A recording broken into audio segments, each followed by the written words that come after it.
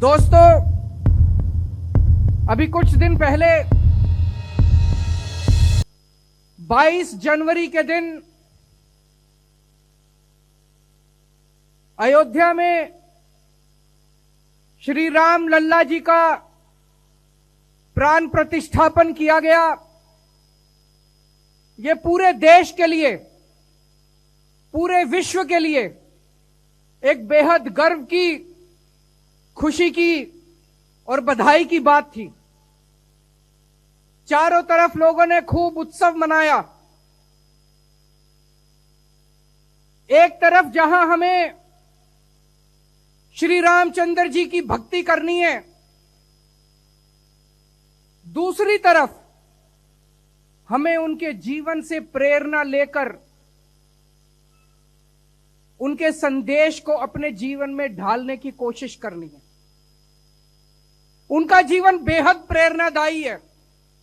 तमाम किस्से हैं उनके जीवन से जो हमें संदेश देते हैं त्याग का, बड़े से बड़े त्याग का, प्यार का, मोहब्बत का।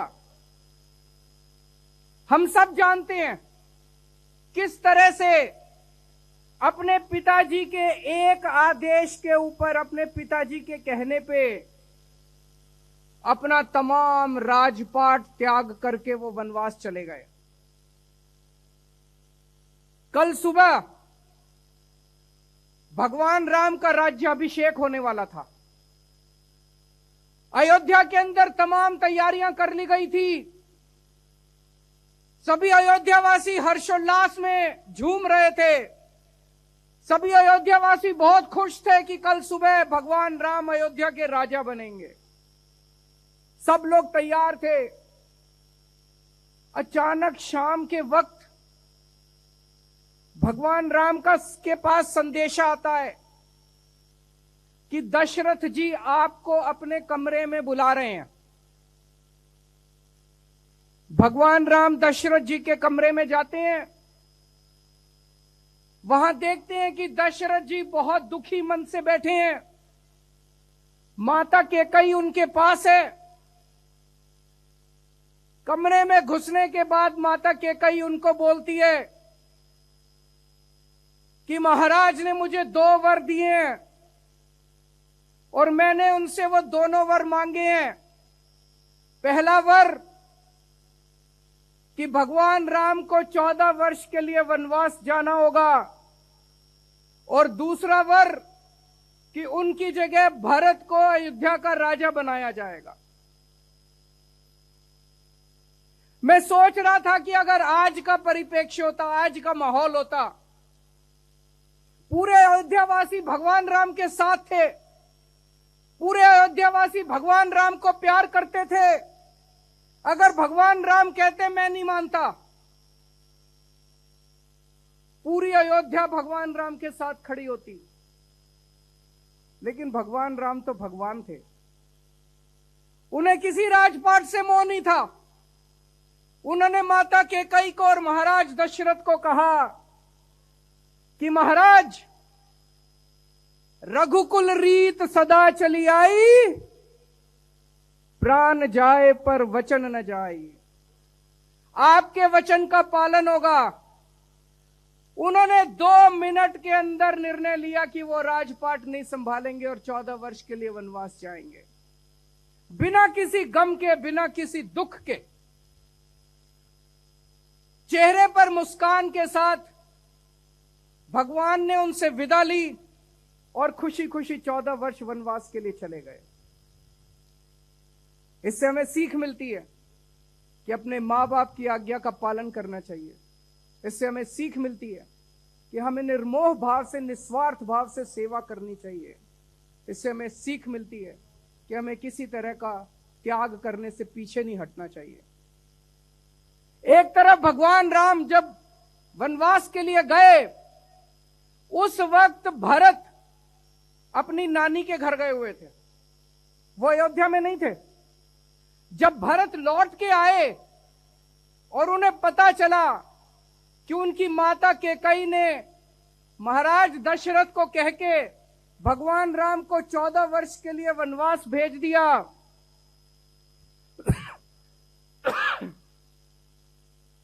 भरत से यह बर्दाश्त नहीं हुआ। भरत जी पीछे पीछे उनके वनवास गए और वन में महाराज राम को ढूंढ के, भगवान राम को ढूंढ के उनके पैरों में गिर जाते हैं और कहते हैं कि ये राजपाट है भगवान, ये राजपाट आपका है, ये मेरा नहीं है, आप वापस चलिए और वापस चल के राजपाट संभालिए। भगवान राम कहते हैं नहीं भरत, ये राजपाट तेरा है।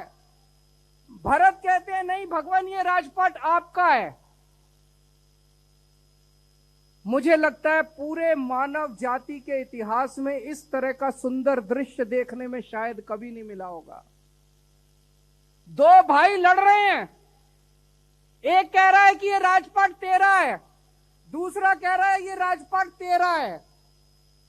आज के जमाने में दो भाई जब लड़ते हैं, वो कहता है ये जमीन मेरी है, वो कहता है ये जमीन मेरी है। इस तरह से इस तरह का सुंदर दृश्य पूरे मानव जाति के इतिहास में कभी देखने को नहीं मिला होगा। और उसके बाद भरत भगवान राम की खड़ाऊं लेके वापस आ जाते हैं, सिंहासन पे उनकी खड़ाऊं रखते हैं कि भगवान राम के आदेश पे और उन्हीं के नाम से राजपाट चलेगा। आजकल के जमाने में क्या होता है, एक बाप है, बहुत बड़ा सेठ है, उसके दो बेटे हैं, बाप की मौत हो जाती है, दोनों बेटों में झगड़े शुरू हो जाते हैं। उनकी जायदाद को लेके, जमीन जायदाद को लेके दोनों बेटों में झगड़े शुरू हो जाते हैं। दोनों बेटे अपने आप को भगवान राम का चेला मानते हैं, भगवान राम का शिष्य मानते हैं और दोनों भाई लड़ रहे हैं आपस में, कोर्ट में, कचहरी में, आपस में लड़ रहे हैं दोनों भाई, ये जमीन मेरी, ये जमीन मेरी। दोनों ने राम नाम का दुपट्टा ओढ़ रखा है। आसमान में अगर भगवान राम बैठे होंगे तो टप टप आंसू बहा रहे होंगे, ये कैसे मेरे भक्त आ गए जो मेरा संदेश भी नहीं मानते। हमें भगवान राम के जीवन को अपने जीवन में ढालना है, उनके संदेश को अपने जीवन में ढालना है। भगवान राम जाति को नहीं मानते थे, वो जाति के आधार पे भेदभाव नहीं करते थे। जब भगवान राम वनवास गए, चारों तरफ बात फैल गई कि भगवान राम वनवास आए हैं। बड़े बड़े राजा, बड़े बड़े लोग उनके दर्शन करना चाहते थे।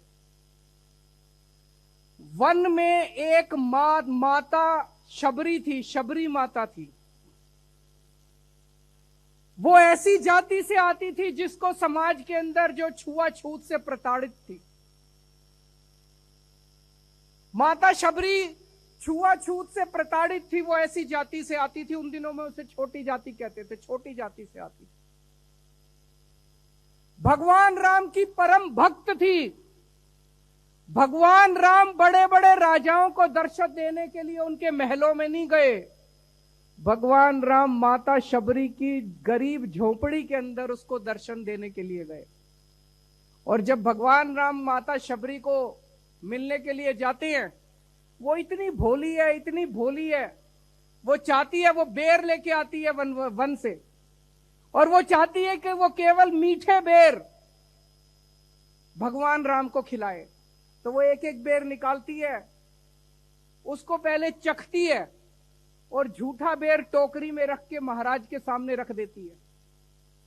जो खट्टे बेर है उनको फेंक देती है। झूठे बेर, मां शबरी के झूठे बेर भगवान उठा उठा के खा रहे हैं। लक्ष्मण भगवान राम को कहते हैं कि हे भगवान, ये क्या कर रहे हैं, ये झूठे बेर हैं। भगवान राम कहते हैं कि इतना अच्छा आहार मैंने आज तक जिंदगी में नहीं किया। कोई मेरा भक्त अगर प्यार से मुझे जो भी खिलाएगा, जैसे भी खिलाएगा, वो मुझे मंजूर है। ऐसे थे भगवान राम, जो जाति के आधार पे कोई भेदभाव नहीं करते थे। आज हमारा समाज जाति के आधार पे पूरा बटा हुआ है।